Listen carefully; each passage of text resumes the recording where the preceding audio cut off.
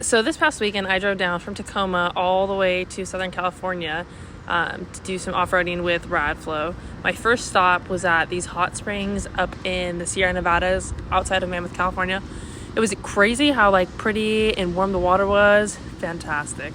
So from there, I went to Las Vegas. It was Cash's first time in the casinos. He was checking it out. We stayed in the Bellagio, and he was so infatuated with everything and loved staring out the window. It was so cute. After that, we hit the road and we headed on down to where we were going to be meeting everybody. It was at Beals Crossing along the Colorado River, which is where settlers originally crossed this river. What's going on, you guys? We're down here in Southern California. We're on the Mojave Road. Radflow invited us down to check out this trip and do some overlanding. We started on the border of Nevada and Arizona at the Colorado River, and we're heading west through the Mojave Preserve, and we're going to end up near Barstow, California, and crossing the Mojave River. So super exciting. I think this is going to be super cool. It's my first real overland trip. So I drove down from Washington. It was probably 24 28 hours on the road, complete drive time. So it was super long, but yeah, this is an old route used by settlers back in the 1800s to transport goods from the southwest to the coast. So a lot of history here, and I'm super excited to check it out. Our first stop on day one was Fort Paiute, and I actually had to Google that name because I wasn't sure how to pronounce it. What I had read was that in 1866 it was used for a year and then abandoned just because the route had changed on the Mojave Trail and they didn't need it anymore. So it was short-lived. The views were absolutely spectacular. It was 100 degrees, so the AC in the cab was really nice, and this trip had Chris looking up how to retrofit air conditioning into our wheeler, so I'm excited about that.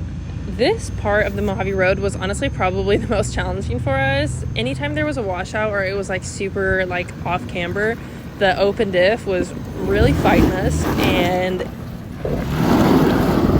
I need to get some shocks on this thing for sure.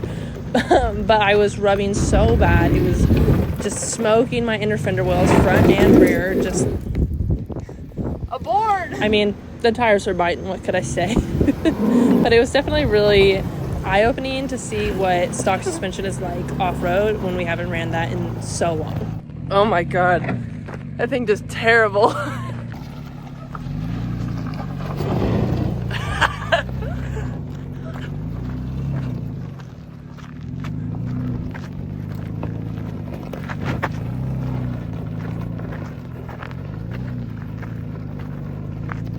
Honestly, the views are absolutely fantastic. And the music from my tires rubbing, you actually can't beat it. So after that section that was all washed out, we hit the road and we went up to check out these rocks that were all covered in petroglyphs.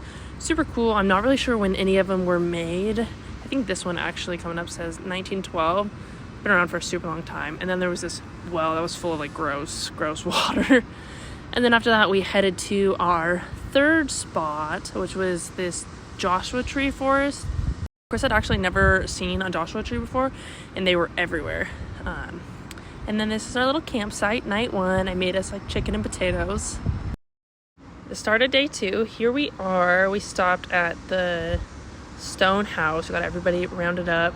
My tires were actually rubbing literally so bad I had to take a knife and cut the plastic lining on my inner fender well. Our first stop of the day, we're going to the stone house.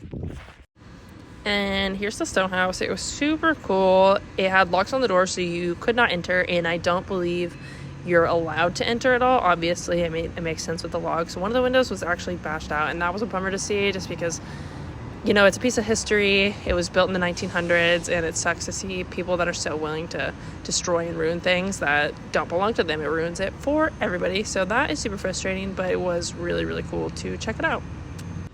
More footage driving Joshua trees. Very dusty. Very, very dusty. My truck was covered in dust today when I washed it. We got the rugged radio boys cruising. Looking real sweet. He's got the rooftop tent on his pre-winter. Absolutely so funny. I think he called it pre-overlanding, pre-landing or something. Iconic. Nice. This thing was pretty sweet to see too. Another long travel Tacoma, looking real good. I really like the red.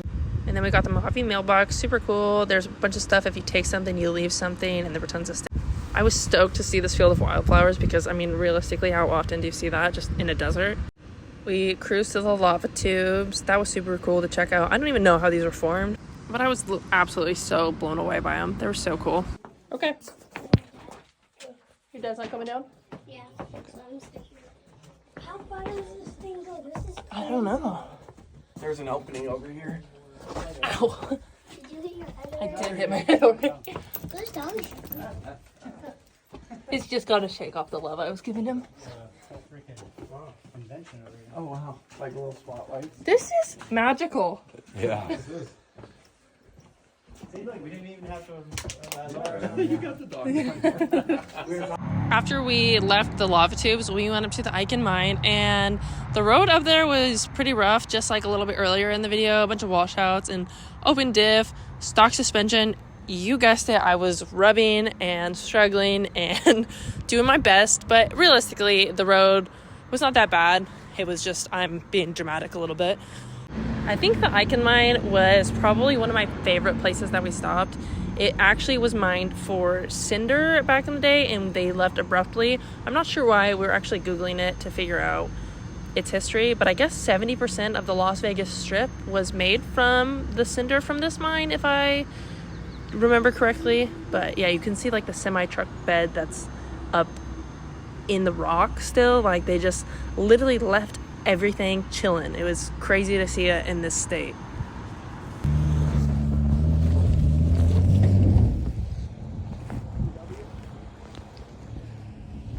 Crazy. This is crazy.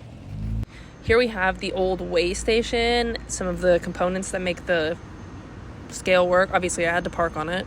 We were originally planning on camping at the Eichen mine, but we couldn't. Something had changed, so we headed out and we drove through Soda Lake. That's actually all salt deposit, and then we stopped at the Travelers Monument, which is like smack dab in the middle of it, and there's like a golden nugget. I guess as you travel across the desert, you're supposed to put a rock as like a rite of passage. So the next place that we went was actually where we were anticipating camping. We passed through Soda Lake and then also through the dunes that were on the other side right before Afton Canyon. It was crazy to see how many dunes there were. This was more of like the Mojave Desert feel. And then we got to our second camp. Cash was being a great big hand and setting up our tent. It's literally his world and we just live in it. And here's camp all set up. We actually did end up camping at a mine, just not the Eichen mine like we had planned. It was rad to see all these like stone structures that were probably hand placed back in the day when they abandoned the mine. And then we stopped at this bridge. We all took some group pictures, and I wanted to get a video showing you guys the area, of course, just because everything was so beautiful here. The old railroad bridge, we actually got to see some trains crossing at night. And then water, that was kind of a shocker. I am just not so privy to deserts. I was kind of blown away. It makes sense though. We were right next to the Mojave River. After that, we went to Barstow. We aired up our tires, got gas, went to In-N-Out, and then we headed back home. It was an awesome trip, and I had a great time.